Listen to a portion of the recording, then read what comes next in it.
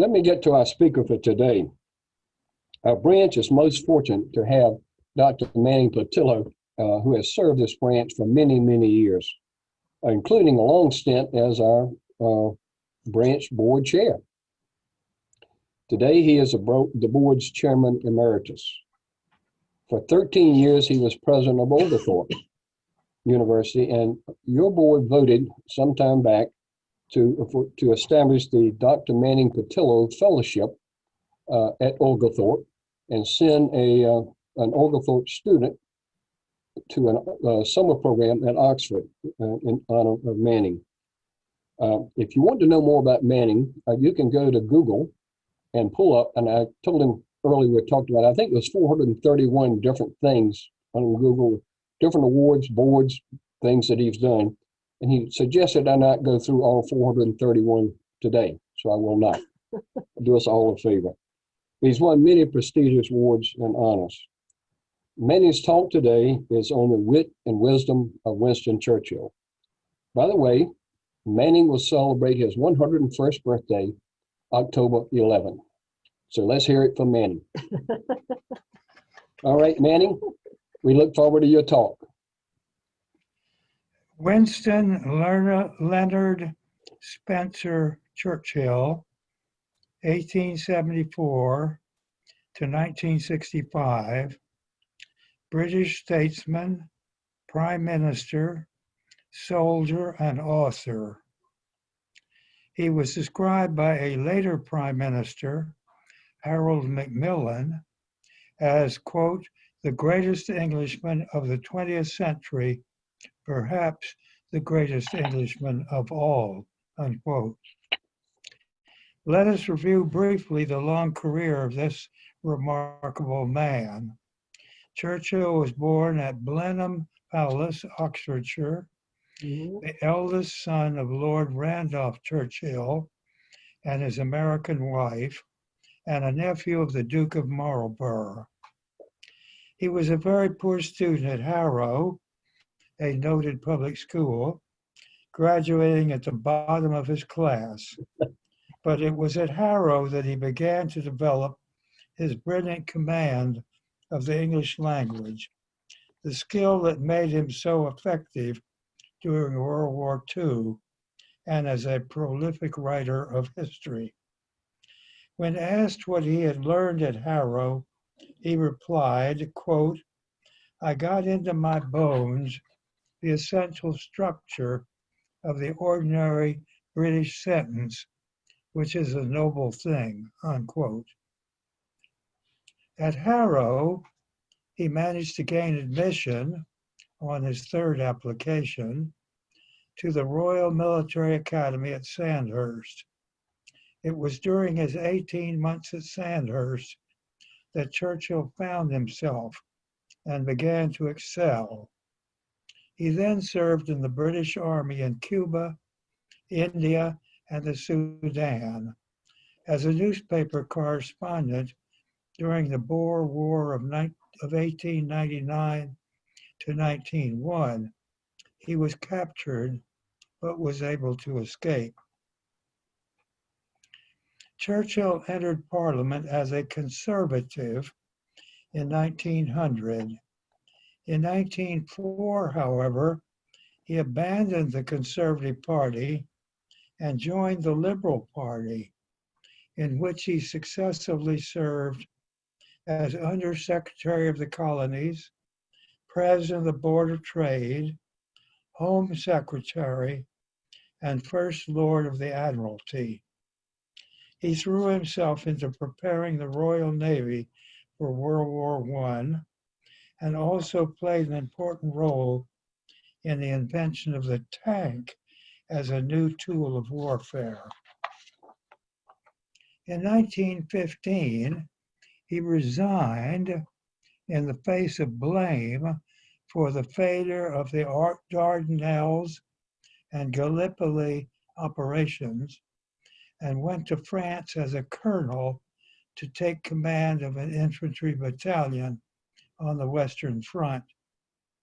A year later, he returned to Britain, and in 1975, 1917, became Minister of Munitions in the coalition government headed by Lloyd George.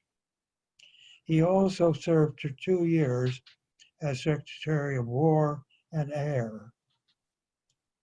In international affairs, Churchill was often a prophetic voice. A little-known example of this was a speech he made while in the House of Commons in 1921. He warned Parliament that Islamic extremists might one day attack Western civilization. He mentioned specifically the violent Wahhabi sect in Saudi Arabia. Thus, he foresaw our present war on terrorism 85 years ago. In 1924, Churchill changed parties again and was elected as what was called a constitutionalist conservative. In the 1930s, he did not have important responsibilities, but as a minister of parliament, warned from the back of benches the dangers of German rearmament, of appeasement of the dictators, and of Britain's woeful lack of preparedness. He spoke out against the Munich settlement of 1938 as a total and unmitigated defeat.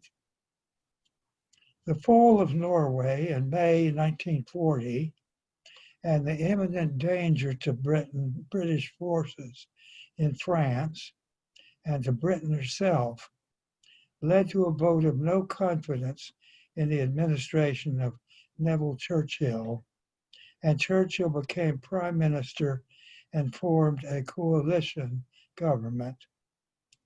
Just before his election as Prime Minister and just after his election, Churchill made 3 of his most often quoted statements in a radio broadcast in October 1939, commenting on Russia's possible role in the war. He said, quote, "I cannot forecast to you the action of Russia. It is a riddle wrapped in a mystery inside an enigma," unquote. And in his first statement after his election as Prime Minister in May 1940, he said in the House of Commons, quote, "I have nothing to offer but blood, toil, tears, and sweat," unquote. In later versions of these words, he was quoted as offering only blood, sweat, and tears. In 1940, in a tribute to the Royal Air Force, Churchill made his famous remark, quote, "Never in the field of human conflict was so much owed by so many to so few," unquote. Despite disasters in Belgium and France, Churchill's leadership resulted in strong alliances with the United States and Russia, and eventually in victory over Germany, Italy, and Japan.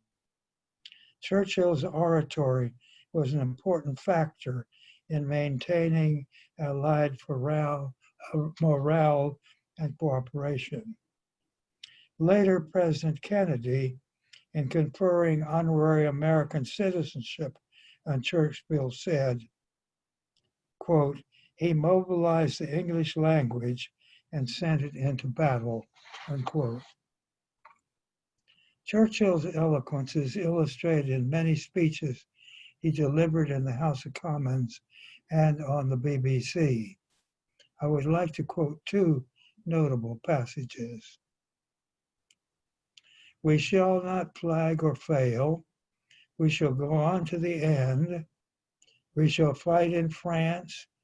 We shall fight on the seas and the oceans. We shall fight with growing confidence and growing strength in the air. We shall defend our island, whatever the cost may be. We shall fight on the beaches. We shall fight in the fields and in the streets. We shall fight in the hills. We shall never surrender. In another speech in the House of Commons, Churchill said, upon this battle, that is of Britain, depends the survival of Christian civilization. Upon it depends our own British life and the long continuity of our institutions and our empire. The whole fury and might of the enemy must very soon be turned on us.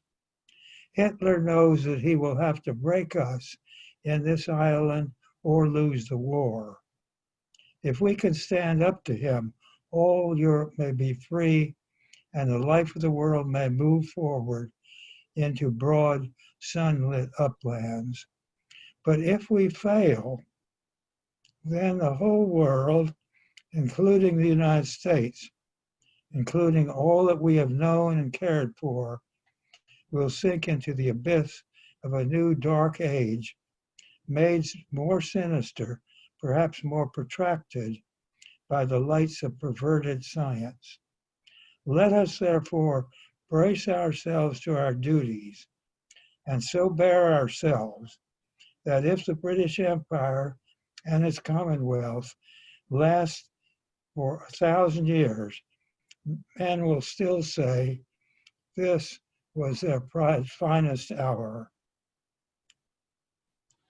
After a successful African campaign, Churchill, a master of the English language, said, quote, now this is not the end, it is not even the beginning of the end, but it is perhaps the end of the beginning, unquote. Churchill was justly famous for his aphorisms, that is, concise statements of important principles. For example, he once declared, quote, sometimes it is not enough to do your best, you must do what is required, unquote. And pursuing his favorite theme of determination and persistence, he delivered the shortest recorded commencement address ever given at a school or college. He stood up before an audience of graduating students and their families and spoke these words, quote, never give up, never give up, never, never, never give up, unquote. And he sat down and his audience gave him a standing ovation. Commenting on the radicalism of youth, he once gave us this wisdom, quote, if you're not a socialist at age 20, you have no heart. If you are still a socialist at 40, you have no brain, unquote. Tragically, Churchill was not to share in the final victory of World War II.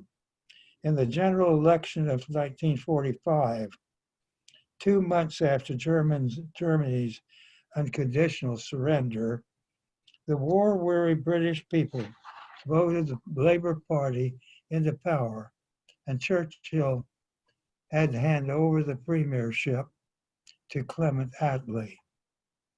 Churchill remained an untiring leader of the opposition, and in 1951, at the age of 77, he became prime minister again, serving for 4 years. At the end of that time, he withdrew in favor of the much younger Anthony Eden, who succeeded him as prime minister. He died in 1965 and was buried in the graveyard of the small parish church close to Blenheim Palace, the place of his birth. Mention should be made of Churchill's books. Probably the most notable were The World Crisis, 4 volumes, Marlborough, 4 volumes, The Second World War, 6 volumes, and a history of the English-speaking peoples, 4 volumes. Once equipped that history would treat him favorably because he was going to write it, he won the Nobel Prize in Literature at the age of 79. We should also note that Churchill was an accomplished amateur artist. One critic observed that Churchill could very well have made his living as an artist if he had chosen to do so. We have been talking about the serious side of Sir Winston's life up to this point, but let us turn now to his humor. His wit was always clever and often cutting, especially when he was dealing with political opponents. He drank alcoholic beverages heavily, and some of his humor was exhibited when he was under the influence. He often drank champagne for lunch. On one occasion, when Churchill was leaving the House of Commons bar, he encountered Bessie Braddock, another member of Parliament. With some irritation, she said, "Winston, you're drunk." Churchill responded immediately, "And madam, you're ugly, but tomorrow I shall be sober." Churchill carried on a running vendetta with Lady Astor, the first female member of the House of Commons. During one heated argument, Lady Astor is reported to have said, quote, "If I were your wife, I would put poison in your coffee." Churchill responded, "Nancy, if I were your husband, I would gladly drink it." On another occasion, when Conservative Prime Minister Churchill was speaking in the House of Commons, a Labour member from Birmingham interrupted him several times, shouting, "Rubbish, rubbish, rubbish." Finally, Churchill stopped and, glaring at his critics, said, "The honourable gentleman from Birmingham seems to have nothing but rubbish on his mind." One of Churchill's political rivals was Clement Attlee, the leader of the Labour Party, who succeeded him as Prime Minister. Churchill once described Attlee as, quote, "a modest man with much to be modest about," unquote. This is the kind of rhetoric that British parliamentarians use in speaking of their opponents, and Churchill was a superb practitioner of the language of insults. He also had sharp words for friends, and they for him. He received a message from George Bernard Shaw, the playwright, saying that Shaw's newest play, Pygmalion, was to open soon, and that Shaw had reserved 2 tickets to the opening night for Churchill, one for Churchill himself and one for a friend, quote, "if you have a friend," unquote. Churchill responded that he could not come on the first night, but he would come on the second night if there is a second night. In another context, Churchill said of Shaw, "Few people practice what they preach, and none less than George Bernard Shaw." Churchill, who was shameless in his indulgence in luxury and drink, was especially critical of public figures who were obviously pious or austere in their personal habits. On hearing that Stafford Cripps, Labour statesman and Chancellor of the Exchequer, was giving up his one vice, the smoking of cigars, as a wartime sacrifice, Churchill muttered, quote, "Too bad that was his last contact with humanity," unquote. And Churchill added, "Cripps, quote, has all the virtues I dislike and none of the vices I admire," unquote. Later, when Cripps was the British ambassador to the Soviet Union, Churchill described him as a lunatic in a country of lunatics. He had similar comments about John Foster Dulles, the United States Secretary of State.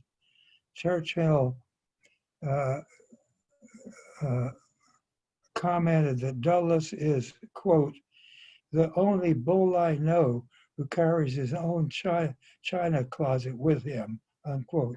Churchill also remarked, dull, duller, Dulles. Churchill had a tendency to end sentences with a preposition. For example, during the Neville Churchill days, Churchill might have well said, quote, this spineless appeasement of Hitler is a policy I am totally opposed to, unquote.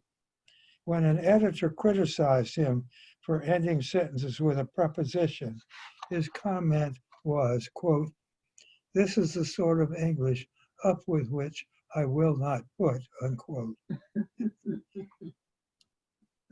Churchill even enjoyed telling humorous stories about himself. Early in his political career, when he was campaigning for election, he asked a working man to vote for him as a candidate for parliament. The man replied that he would rather vote for the devil than for Churchill. Churchill answered, quote, if for some reason you are not able to vote for your friend, referring to the devil, I hope you will vote for me, unquote. During World War II, on an occasion when Churchill was spending the night at the White House, President Roosevelt came to see him in his room, arriving just as Churchill was leaving the bathroom, totally unclothed. Roosevelt apologized for breaking in at that awkward moment and started to leave.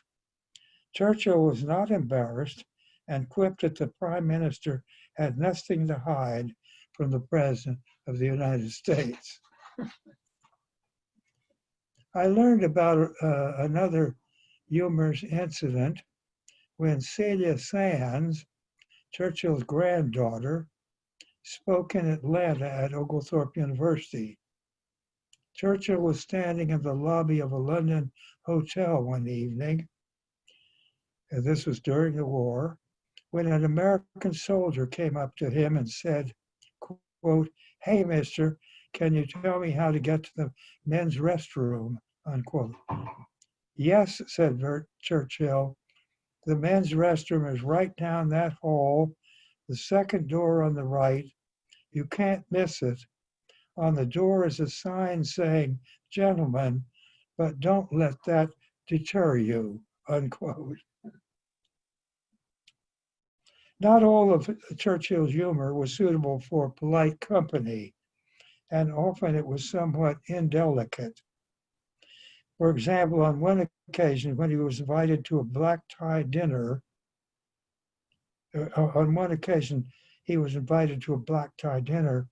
and when he arrived, his hostess explained that she knew of Sir Winston's liking for ladies, and she was sorry that most of her guests that night were gentlemen, to which Churchill responded, quote, no apology is necessary, madam.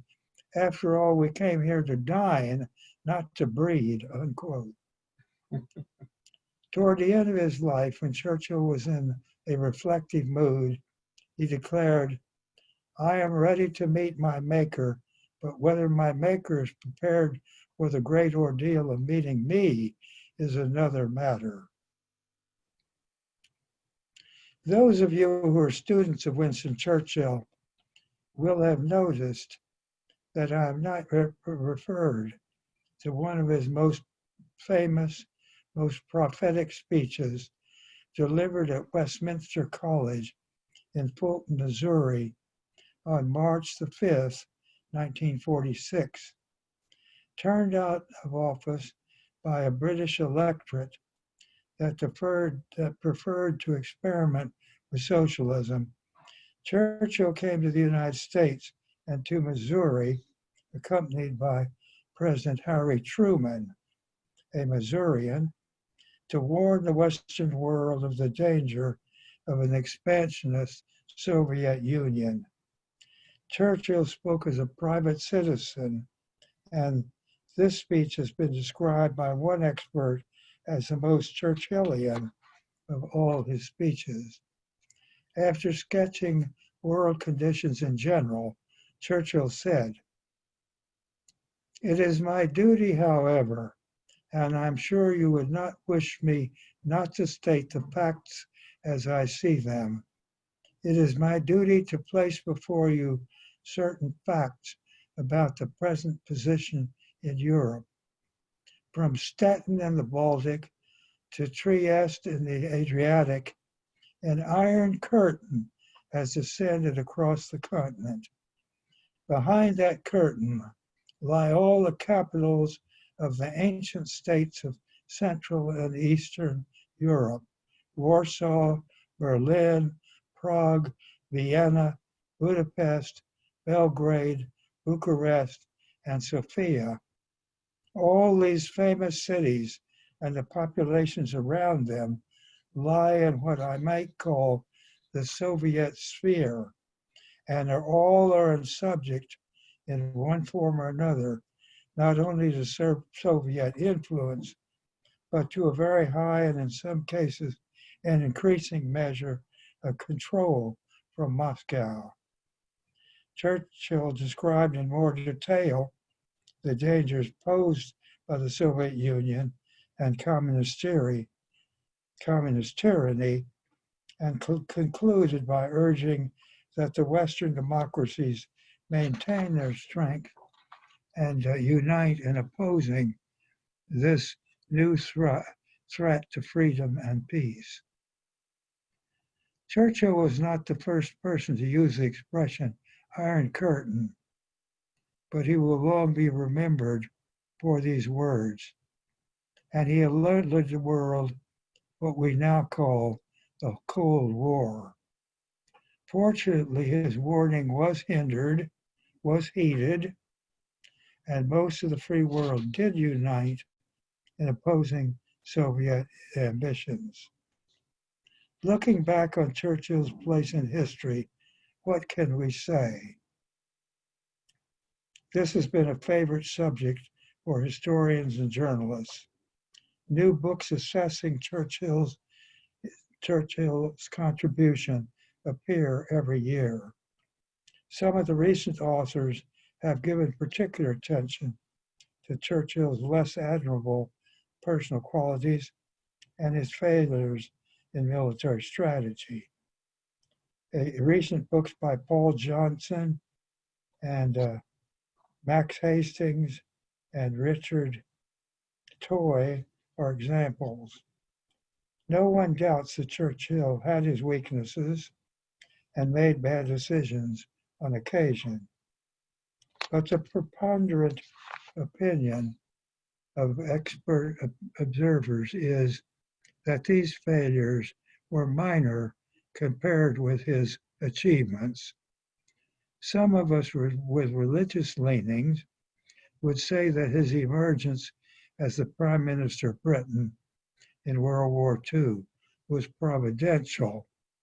However, quite apart from theological interpretation, I believe we must conclude that Churchill was precisely the kind of leader required by the near fatal threat from Nazi Germany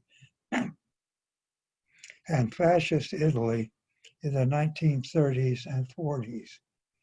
His leadership was decisive. This eccentric man, with his unyielding determination and his flair for language, may well have made the difference between victory and defeat, or if not defeat, at least a much longer war and a greater loss of life. Churchill was indeed the right leader in the right place at the right time.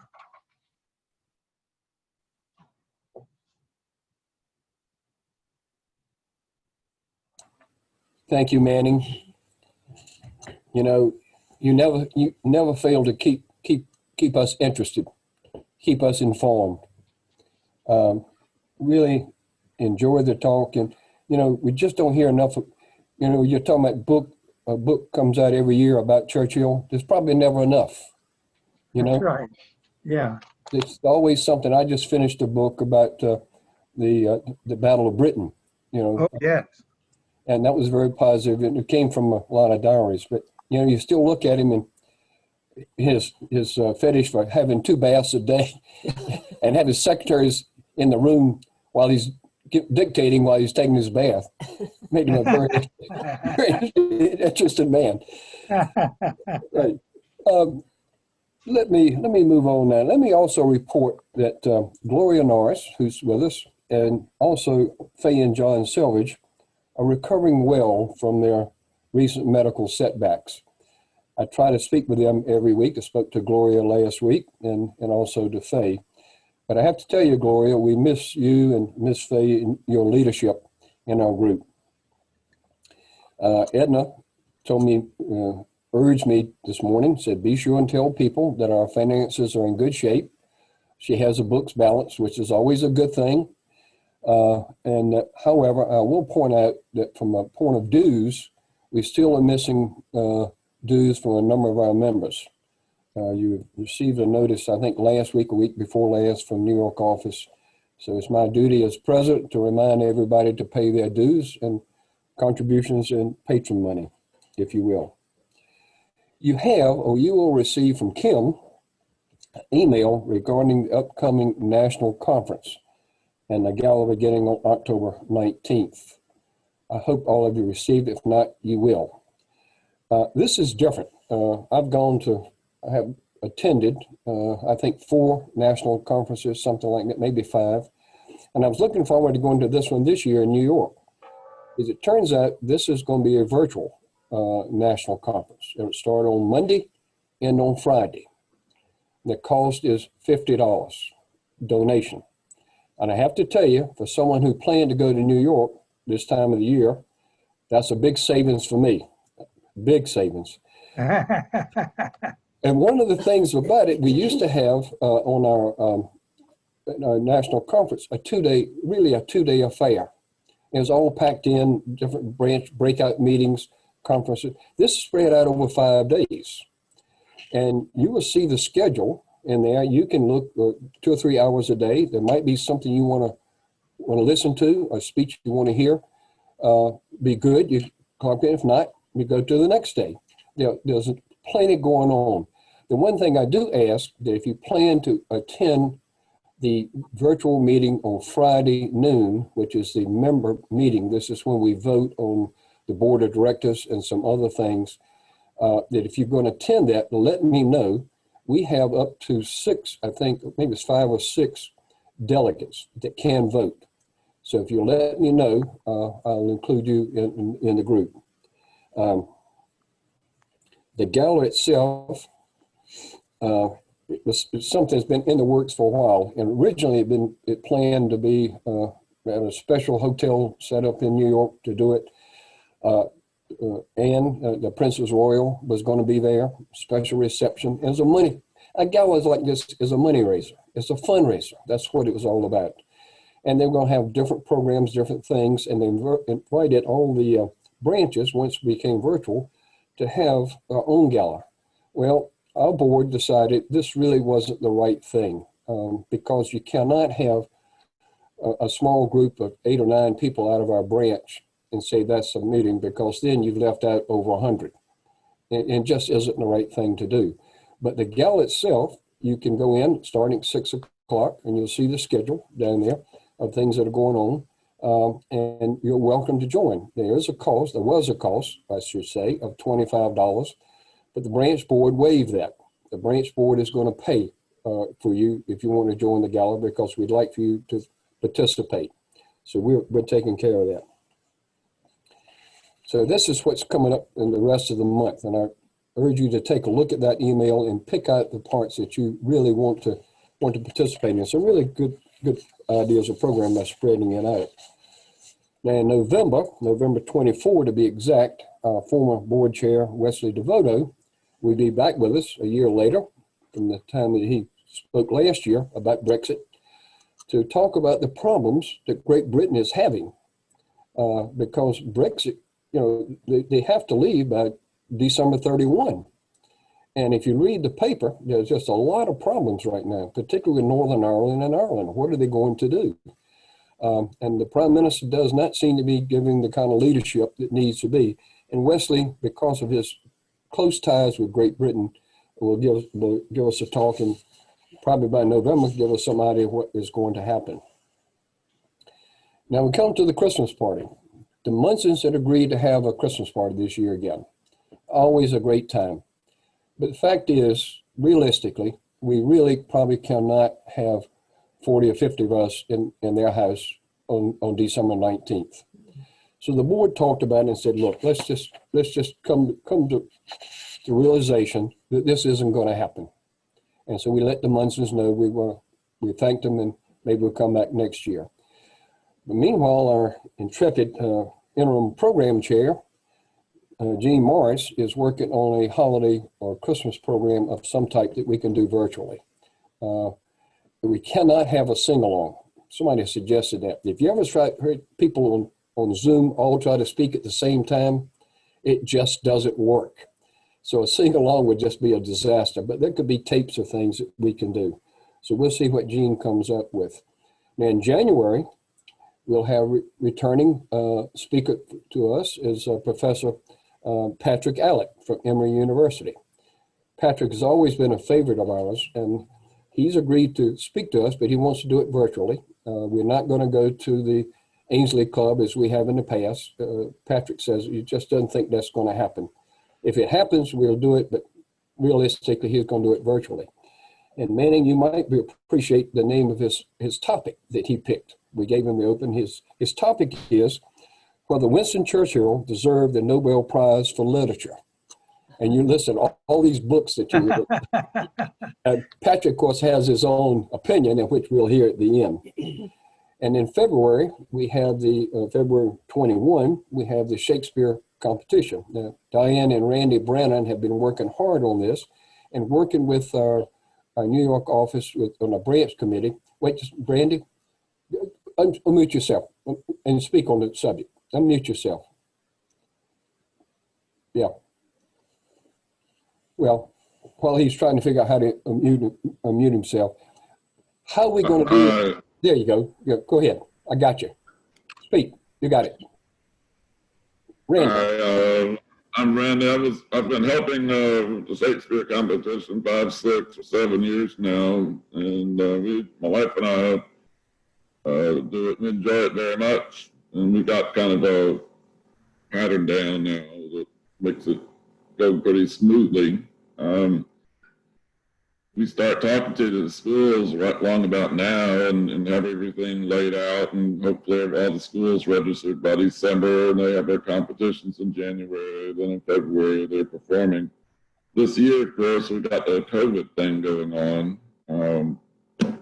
I've sent a note to Laura Coles at Shakespeare Tavern. They don't have a large theater, so I've proposed doing something kind of an abbreviated thing this year where the students send in videos of their performances and to us, and then we pick the top 10, and then the top 10 go to the Shakespeare Tavern to perform. That kind of mimics what the National Group does. The National did this exact thing last year. 49 students sent in videos, and then they took the top 10 and perform live, but we're not performing live. On video, we would actually go to the theater and do it. That's my proposal, and I'm waiting to hear back from her. We've been getting about 25 students for the last 2 years, and I expect we'll have that much or more this coming year. So it should be okay. I'll have more. I'm composing another newsletter, Shakespeare newsletter, to send out. I've got about half of it done. I'll make that available in the next couple of weeks, and it will spell out all these things as soon as I know exactly what the theater wants to do. All right. Well, thank you, Randy. I think you and the New York office and other branch Shakespeare chairmen have been meeting and trying to see how we can have an effective and meaningful Shakespeare competition, but doing it most likely virtually, because in February, it's still not the feeling that we can have that many people in the theater. And it takes a lot of work, and it takes changing on how we do things. And I applaud the kind of unique thinking that's going on about this competition, which is always a very key part of our total ESU program, branch program, is the Shakespeare competition. Now in March, our wonderful treasurer, Edna Berkshire, will speak on her life in London during World War II. She refuses to talk about the London Blitz. She says, I was just too young. She didn't want anybody to think she was old enough to remember the Blitz.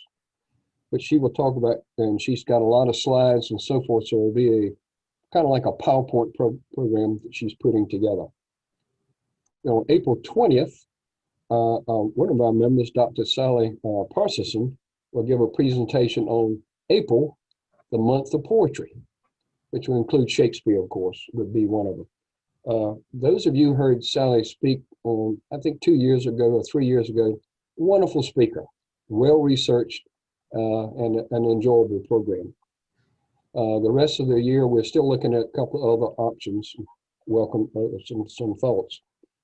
Sometime back, I think it was like a month ago, from the national office, we had an opportunity to hear Elizabeth St. John talk about one of her books about the spies and the royalty in 17th and 18th century England. I wasn't able to get on it. I think a number of people sent me a note and said they could not log into the program. Clark was able to do it. So he got the audio, but not the visual. So I've been in touch with Elizabeth, and she's going to try to get us a video that we all can see, because I really enjoyed her as our wrench speaker back last February, during the time that we had that 1 hour of snow that Atlanta area got for the whole year. It happened to be when Elizabeth was here. So our participation wasn't as great as it was going to be. So we'll as soon as we get that video, I'll let you know where we are. Those are my comments. Do we have any questions for me about what we're doing, where we're going? We can't be all that good. It's got to be some questions. David? Congratulations, Charles. That's a good program. Well, thank you. But of course, we start off with a bang and everything else is downhill after that. But other than that, Manny. Yes, we started off with an excellent program this year, and I want to thank you too, Dr. Pattilo. I've always enjoyed your talks, and thank you so much for coming in and doing that for us today.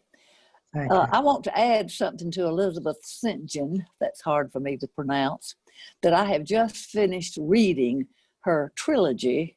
I happened to borrow these books from Rose Madry, and they are fun to read. And she's an excellent writer, and the account of her several generations of her ancestors during the important time of Britain and its Civil War, right after during the time that they were, I think Charles was king.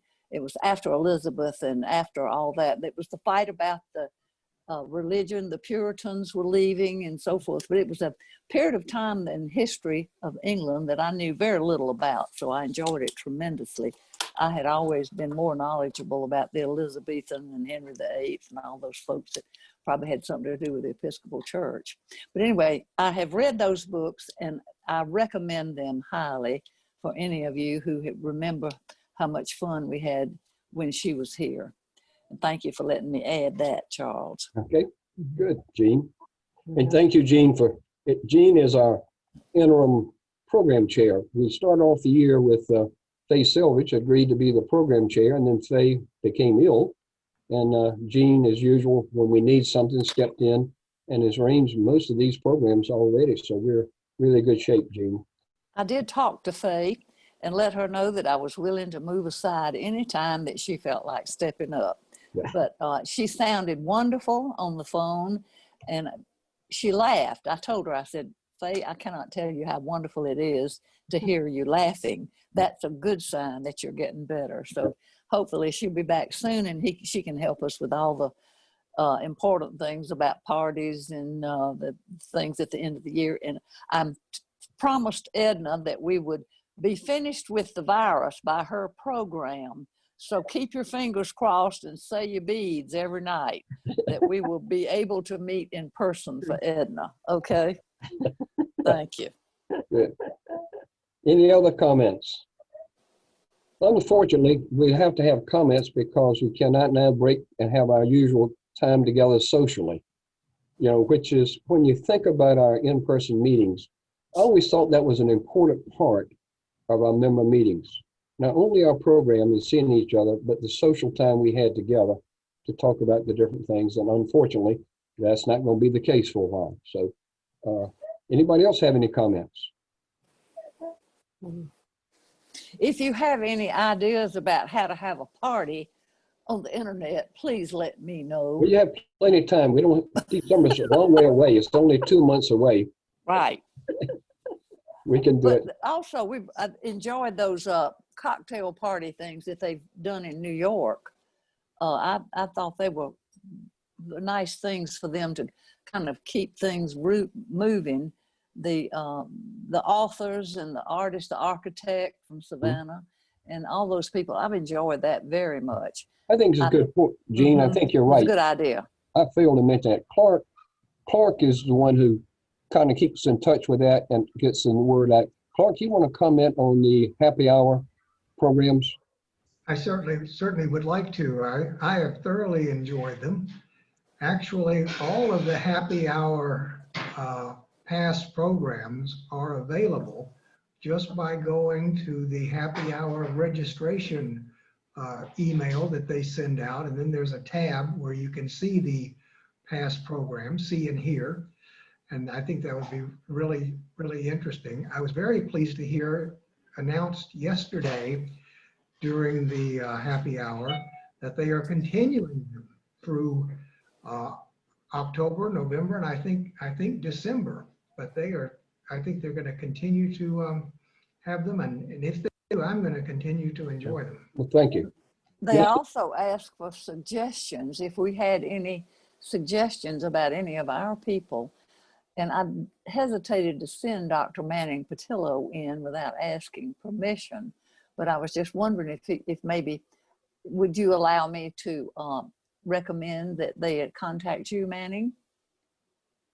And Sure, that's fine. Is that okay? If you could give this same talk during the happy hour programs, I don't know if they will contact you, but I think it would be interesting for people to hear what you have to say.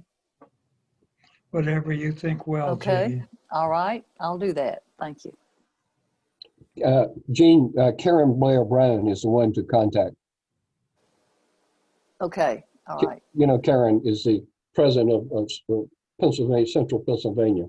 She's the chair of the program committee for the happy hour. Okay. I had been I contacted Josh Okay. just the other day about the Folger Library. I thought that they give out all kinds of programs at the Folger Library. I get those emails all the time. Yeah. And I don't know why maybe the Folger Library wouldn't give one for us. I don't know about what, but that's okay. Poetry or something. All righty. Okay. Okay. Anybody else have any words for the good of the order? All right. If that being the case, everybody must be ready for their cocktail hour. Must be what's going on here. Getting ready. I really appreciate everybody joining. We're really going to have to work hard to make these virtual meetings work. We don't have an option, but we as a branch cannot just sit and wait till the virus ends. It just won't work. You ever slow down and stop, it takes you forever to get going again. So we're going to continue to work hard with these member meetings, and I hope you'll take full participation in the AGM. There are a lot of good programs, a lot of good speakers going on, a lot of interesting things going on with our national organization that you can pick up. You pick out the ones you want to watch, go in and watch or not watch it. So I highly recommend you do that. So the next time we meet will be November, what did I say, 24th? November 24th at 4 o'clock. 4 o'clock. And by the way, the board met and we talked about the time of the meeting. It turns out the happy hour is 4 o'clock and seemed to get participation. The board decided, well, let's try 4 o'clock in the afternoon. There's not a question of coming after work, going somewhere, driving, parking, or getting a room. If you have other thoughts other than 4 o'clock in the afternoon, please let me know. But that's the way we're going to proceed for the balance of this year, unless some people give us different thoughts about it. Anything else? All righty. I just think we just ought to close the meeting, Clark.